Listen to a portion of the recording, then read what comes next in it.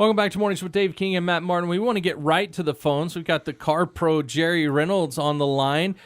Jerry, how are you doing this morning?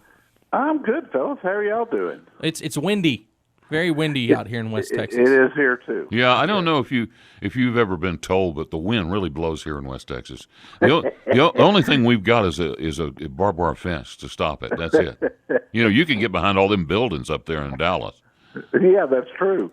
Yes, I have been told that. Yeah, I really have. Well, we had one of those days yesterday, and it's March, and one of those days where you can hardly see across the street from the dirt. Hey, you're driving a big one, an expensive one today. Yeah, it's a pretty car.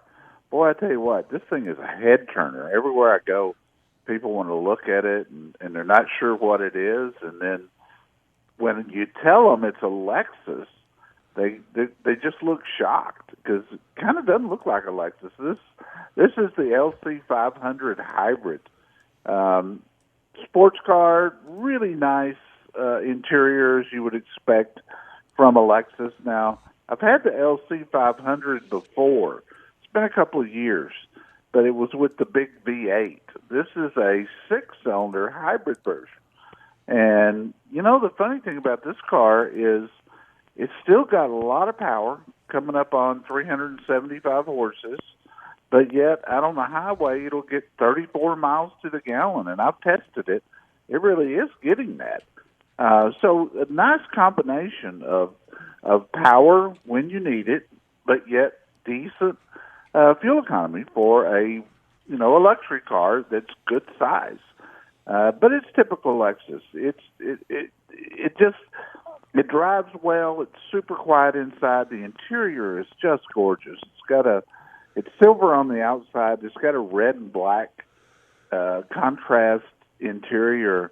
And boy, guys, I got to tell you, this thing is just absolutely stunning. Now, it's got a back seat, but it is, as I said when I filmed with it yesterday, the back seat is totally worthless for people. It's like one of those Mustang back seats. Yeah, except not as big as the Mustang, believe it or not. Oh. Great place to put a briefcase or a purse, but boy, it's no good for people. So Jerry, I wanted to ask you, compare and contrast here. I mean, you can get for the price of this one, you could get a higher end Corvette. You could get, you can get some really high end cars for that. Is this car worth the money? Probably not. When you look at other things that are on the market, and you're absolutely right. It was somewhat reminiscent of the Corvette, except, and I said this in the review, it feels a little like a Corvette, except it's not as fast. And a top of the line Corvette these days is, if you could get one, that's a big question on that one. Yeah. Is around $90,000. This car's topping out at $104,000, and it's not even the top of the line. Yeah, and I got to tell you, it's a nice car to drive. I've enjoyed it all week. I can't make the case for it at that kind of money. Yeah, Toyota makes it. It'll last a while. It's a great car. But at that price, most Corvette owners don't drive their Corvettes every day. I don't think this would be an everyday driver for very many people, would it? It could be if you didn't need the back seat room, and the trunk space is somewhat limited too, because it's a hatchback, and so the cargo area in the rear isn't great either.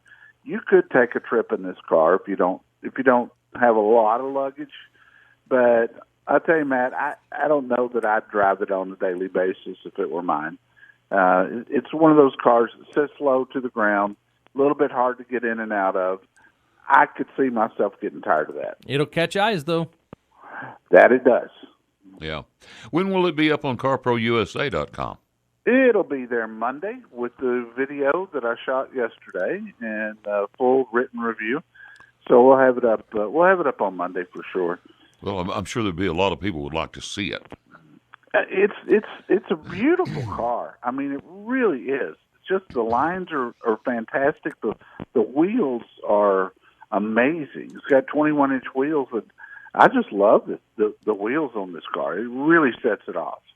Yeah, it is. It is good looking. There's no doubt about it. So, Jerry, I'm over on carprousa.com, and there's a story on here. I happen to know that I've heard of people that have had this problem, especially with COVID-19. What do you do if you can't afford your car? Yeah, I wrote that because of COVID-19. I thought it might help some people. You know, the main thing, if you're in a jam with your car payments, is to communicate with your lender.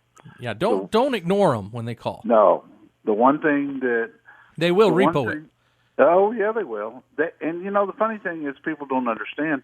They don't want your car back. No, they don't. Because odds are they're going to take a huge loss on it.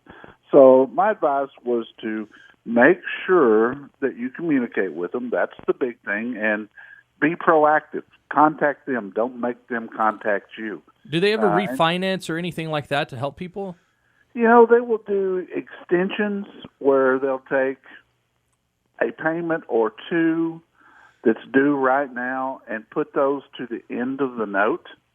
So you stretch your loan a little bit, but you get some breathing room in that. You don't have to write that check right now. Yeah, that's better than getting a repo. Oh, my goodness. Absolutely.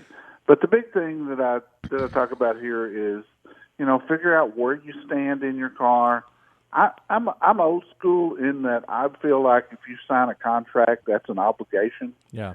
And, you know, I see people who lose their car because they can't make, you know, their $50 to $75 a month payment is too large, that much more. And I'm like, how about you go get a part-time job on the weekend? Yeah, deliver some pizzas. So you don't ruin your credit. Yeah.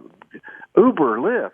You know, there's ways to make money if you want to make money. Yeah. But so many times people give up and they just let their car go back, not realizing they're going to be at the tote-the-note place for a car for the foreseeable future. Yeah. And that's very difficult. Yeah, and you're going to be paying a lot higher interest places like that.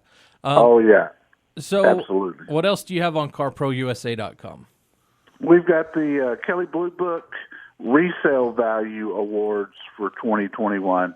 This is something I pay real close attention to because before I will recommend a car to a listener, I want to know that it's going to have decent resale value. And sometimes you can't predict that, but sometimes you can. And I always pay attention to that. We found out that car thefts took a huge leap in 2021, which surprised me. You would think with COVID that the car thieves would sort of take a little bit of time off. Yeah, they don't want to get COVID either, right? That's what I'm thinking, but apparently that was wrong.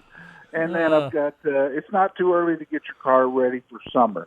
If you wait till it gets 100 degrees, you're going to find yourself in a line wherever you get your car serviced. I think it's better to do it now. Well, I'll tell you, I'm looking over this resale value. Toyota and Subaru seem to take almost everything.